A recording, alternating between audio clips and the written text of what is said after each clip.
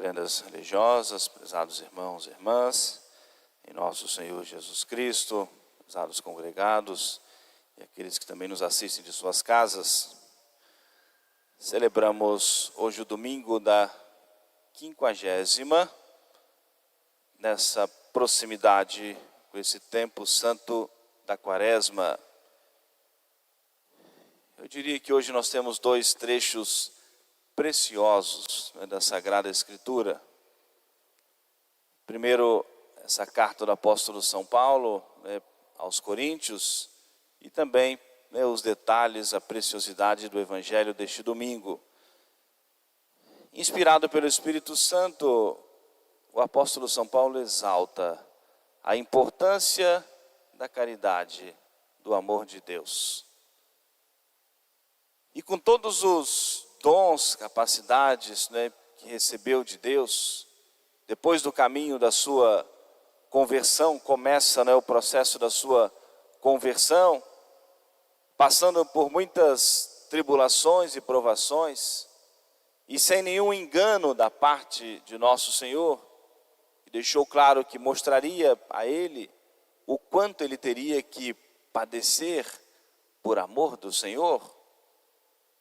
Então houve aquele momento milagroso da sua conversão e depois começa o seu processo normal dentro do cristianismo. A sua preparação para depois então começar a anunciar o Evangelho de nosso Senhor. E é esse mesmo apóstolo que se entrega tão generosamente a nosso Senhor, que se une tão intimamente a nosso Senhor, que entrega toda a sua vida como que, de fato, transformando diretamente, mudando completamente a sua direção. Aquele que era perseguidor dos cristãos e com muita brutalidade, com muito vigor, combatia o cristianismo e trabalhava pela prisão dos cristãos, agora vai tornar-se um grande propagador da fé, e ele também vai ser perseguido. E com muitas tribulações que ele passou, nós ouvimos no último domingo, São Paulo enumerando algumas dos seus sofrimentos, que Deus nosso Senhor permitiu na sua vida.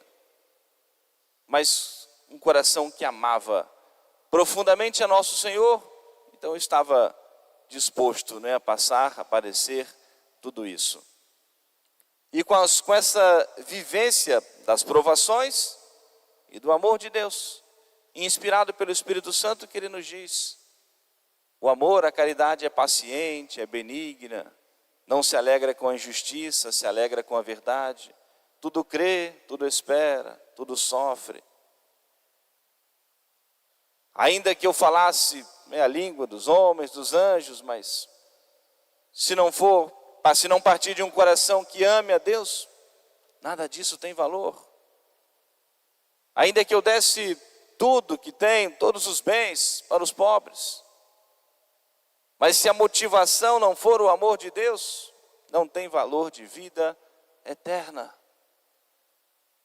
Ainda que eu fizesse duras penitências, entregasse meu corpo para ser queimado, tudo que pudesse humanamente ser feito, mas se a motivação não for o amor de Deus, nenhum valor para a vida eterna, nada disso tem valor, tem sentido.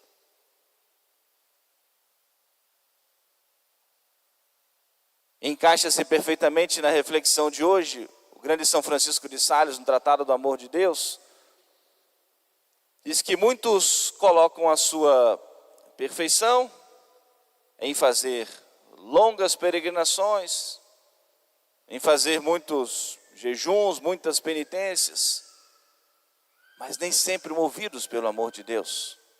A perfeição consiste em amar a Deus de todo o coração, e por amor a Deus, aí sim, colocar em ação todas essas práticas: a oração, o jejum, as esmolas, a visita aos lugares santos, as peregrinações, as procissões. Mas a perfeição consiste propriamente em amar a Deus de todo o coração. Nós vamos iniciar agora na quarta-feira, o tempo da quaresma. E a igreja começa impondo para nós esse preceito: jejum e abstinência de carne. E o convite para nós durante a quaresma nos penitenciarmos. Mas esse sacrifício, o sacrifício que vamos escolher para ser a nossa companhia no tempo quaresmal, para ser para nós como que um lembrete a todo instante da presença de Deus, de que nós estamos vivendo com a igreja esse tempo santo, esse tempo de conversão, o tempo da quaresma, precisa ser motivado também pelo amor de Deus. O nosso sacrifício, para a nossa penitência exterior, como sinal de um coração sinceramente arrependido dos pecados, um coração ferido porque os pecados ofendem a Deus, um coração que reconhece a ingratidão, os pecados, essa ingratidão para o amor de nosso Senhor, para com o amor de nosso Senhor. Então não é meramente cumprir um ato material externo,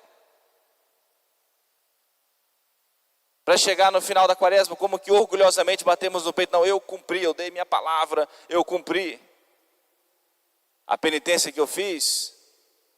E às vezes querer anunciar aos quatro ventos, mas precisa ser partindo de um coração que ame a Deus. A motivação, o amor a nosso Senhor, a nossa união com a paixão e a morte de Jesus, o reconhecimento da nossa miséria, da nossa fragilidade, e de que não merecemos propriamente a graça de Deus, mas tudo que Deus nos dá é um dom gratuito. O próprio nome já diz, é graça de Deus, é um dom gratuito. E por isso São Paulo exatamente nos diz isso: se a motivação não for o amor de Deus, nada tem valor.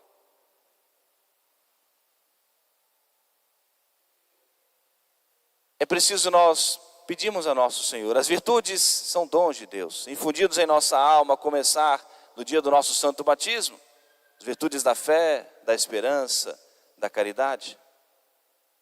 A vivência dessas virtudes passa também por uma decisão da nossa vontade, de querer acreditar, de querer confiar e esperar no Senhor, e querer amar a Deus. E por isso que é tão importante para nós a reflexão, a meditação na palavra do Senhor, na bondade de Deus em nossa vida, no amor de nosso Senhor por nós. A igreja vai nos conduzir de modo especial na quaresma e depois na Semana Santa, a meditação da paixão e da morte de Jesus.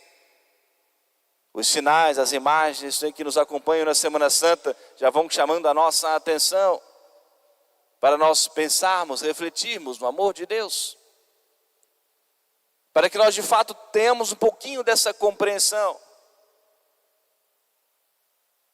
O apóstolo São Paulo na carta aos Efésios diz, faz como que um pedido, uma oração, que Cristo habite pela fé em vossos corações, para que enraizados e alicerçados na caridade, no amor de Deus, possais compreender um pouquinho mais a grandeza, a latitude, profundidade, largura, coloca todas as medidas do amor de Cristo.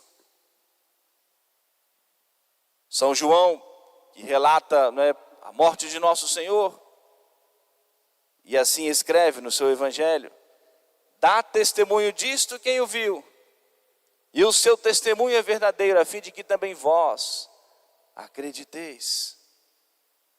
E escreve com detalhes, descrevendo para nós a morte do Senhor, pela nossa salvação, por amor de nós. Muitas vezes sentimos o nosso coração frio. Muitas vezes sentimos o nosso coração distante de Deus, ou sentimos Deus longe de nós. São Francisco de Sales nos dá alguns conselhos, para nós vencermos essa frieza, essa tibieza espiritual. Em primeiro lugar, a oração. E nós vamos falar depois um pouquinho dentro do evangelho de hoje. Pedimos ao nosso Senhor, humildemente, sem reconhecer que somos merecedores, mas humildemente pedimos a Deus, suplicarmos a Deus. O segundo conselho que Ele nos dá, a leitura, a meditação na palavra de Deus. E que nós vamos ver claramente o amor de Deus sobre nós. Isso de alguma maneira deve nos mover a amarmos a nosso Senhor. Outro conselho que Ele nos dá ao nos falar sobre a caridade, diz que a caridade é a capacidade de reconhecer a necessidade do próximo.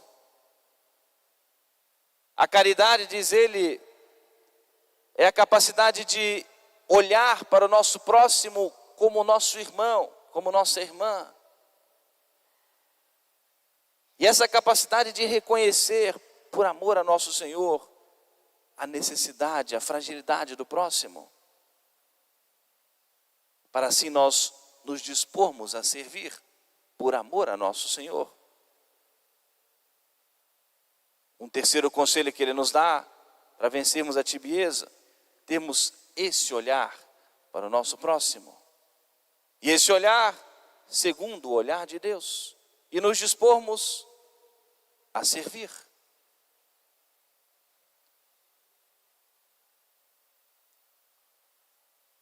Porque o apóstolo São Paulo nos diz que é a virtude mais importante para nós, o amor de Deus. E quando nós chegarmos ao céu, não será mais preciso a fé, não será mais preciso a esperança, é a vivência do mistério, a contemplação do Senhor. Mas permanecerá a caridade, o amor por toda a eternidade. E por isso o grande São Francisco de Sales nos dá esses conselhos: lutarmos, vencermos a tibieza.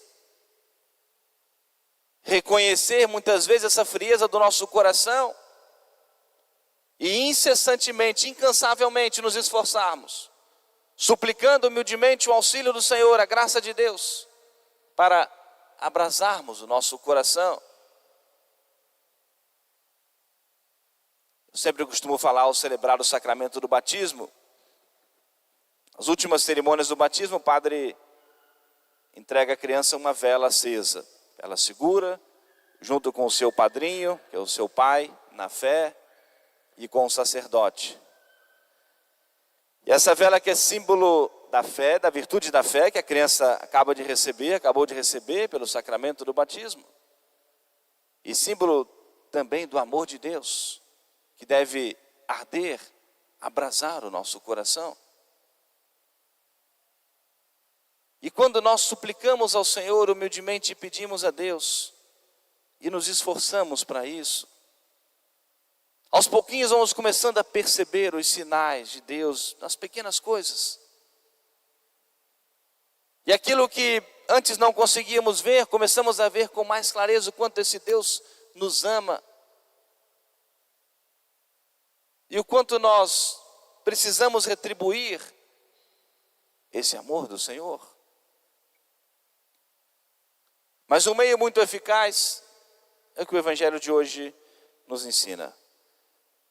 Jesus começa a falar com seus apóstolos da sua paixão, que eles tinham que ir para Jerusalém, onde ele seria traído, passaria por todo o sofrimento da sua paixão e por fim a sua morte. E os apóstolos nem deram muita importância àquela fala de Jesus, como diz o Evangelho.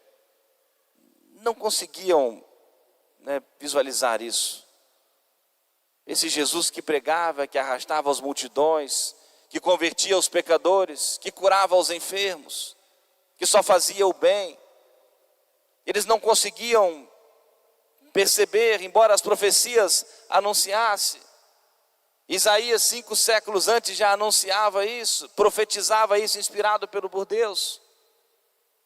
Mas naquele momento acompanhavam Jesus nos milagres, na glorificação. E nem deram tanta importância ao que Jesus dizia, mas acompanharam nosso Senhor. chegando próximo à cidade de Jericó, no meio daquela burburinho de pessoas no entorno de Jesus, um homem cego de nascença, estava lá à entrada da cidade, percebeu aquele barulho e perguntou o que estava acontecendo. E disseram para ele: é Jesus de Nazaré que vai passar aqui. Certamente, né, já conhecia, ouvira falar de Nosso Senhor, e certamente pensou: é a oportunidade da minha vida. E começa como deve começar a nossa oração, uma oração humilde, reconhecendo a nossa miséria, como nós começamos a Santa Missa, pedindo a Deus o perdão dos nossos pecados. Não somos dignos, nem o sacerdote digno de celebrar, nem nenhum de nós dignos de participar do sacrifício do Senhor. E por isso começamos a Santa Missa batendo no peito: minha culpa, minha máxima culpa. E aquele homem então começa a gritar: Jesus, filho de Davi, tem misericórdia, tem piedade de mim. E algumas pessoas no entorno queriam que ele se calasse. Ele, percebendo mais e mais que se aproximava, né, o burburinho, o alvoroço, começava a gritar ainda mais: Jesus, filho de Davi, tem misericórdia, tem piedade de mim.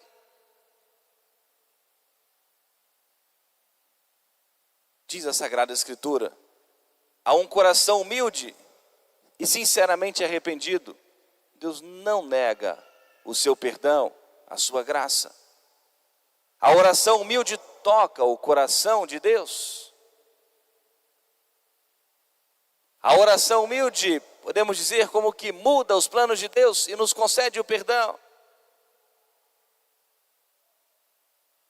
O Antigo Testamento nos apresenta a figura do grande Moisés, que intercedia diante do Senhor pelo povo de Deus.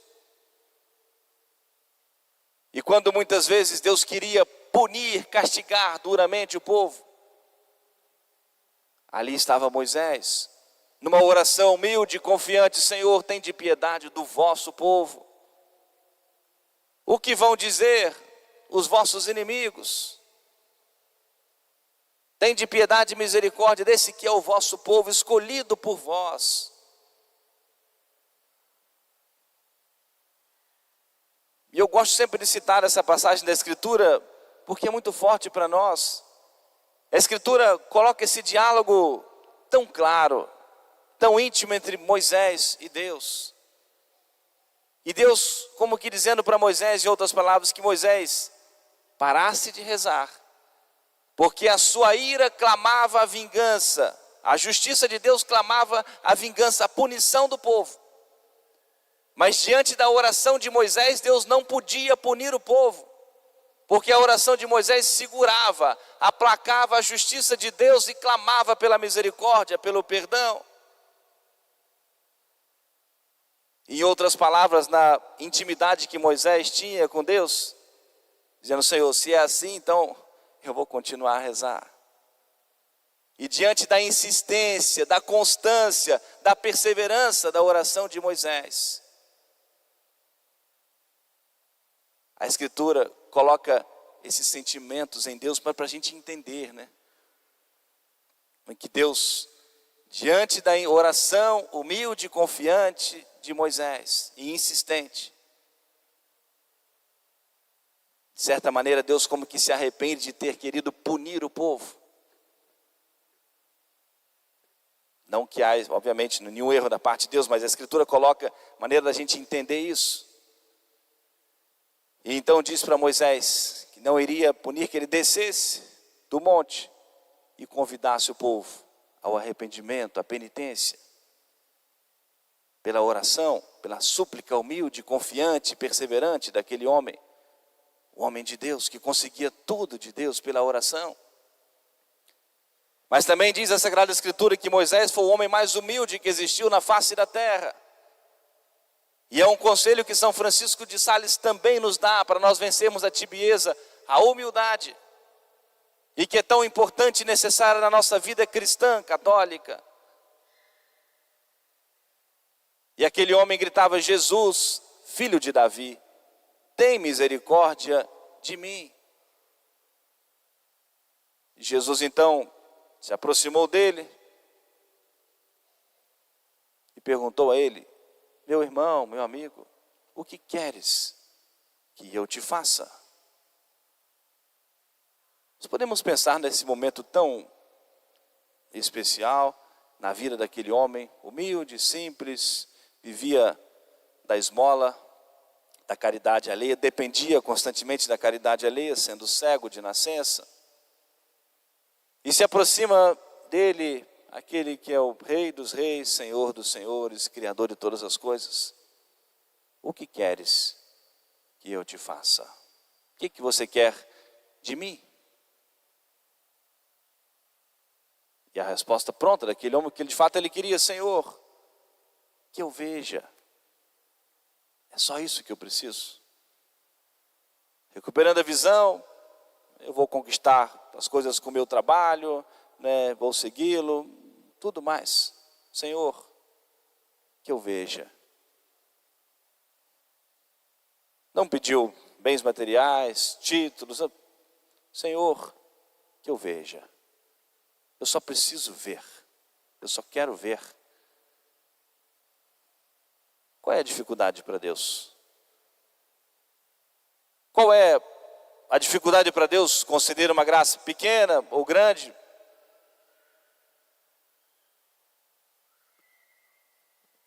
E nosso Senhor simplesmente disse a ele: vê, se é isso que você quer.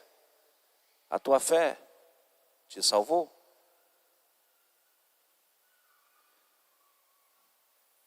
E diz o Evangelho que aquele homem depois vai seguir, nosso Senhor passou, continuou o seu caminho, aquele homem foi seguindo a nosso Senhor.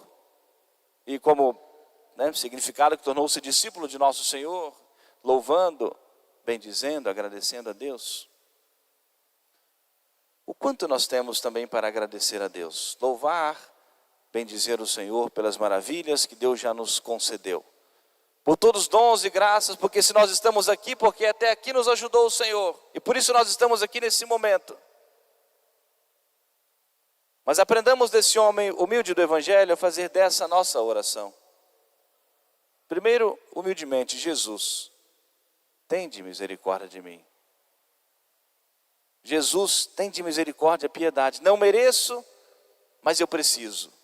Não sou digno, mas eu preciso, eu necessito. Sem vós, eu não posso nada. Sem vós eu não posso amá-lo.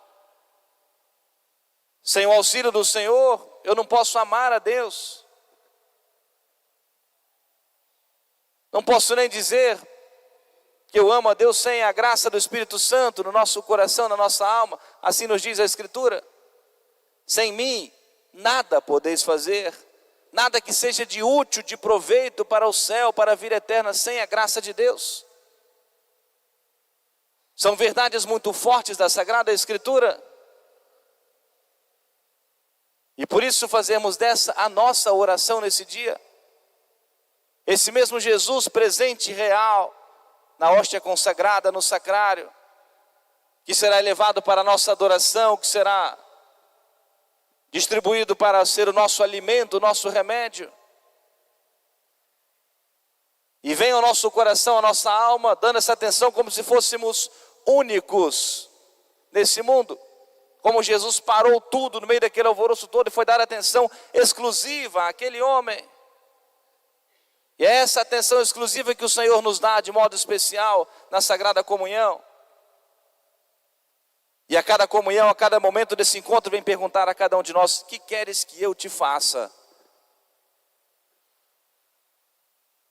E se eu preciso afervorar o coração, amar a Deus, alguma outra graça que eu preciso para minha conversão, para minha santificação, ou para ver com mais clareza a presença do Senhor, o amor de Deus na minha vida, que cada um dê a sua resposta.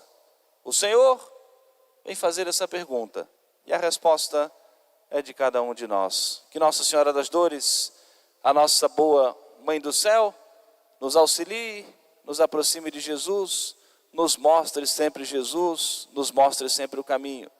E ela que é um coração que amava profundamente a nosso Senhor, alcance a graça do afervoramento do nosso coração, de nós vencermos a frieza, a tibieza, muitas vezes a falta de fé, de esperança, para amarmos de todo o coração a nosso Senhor e um dia podermos contemplá-lo por toda a eternidade no céu. Amém.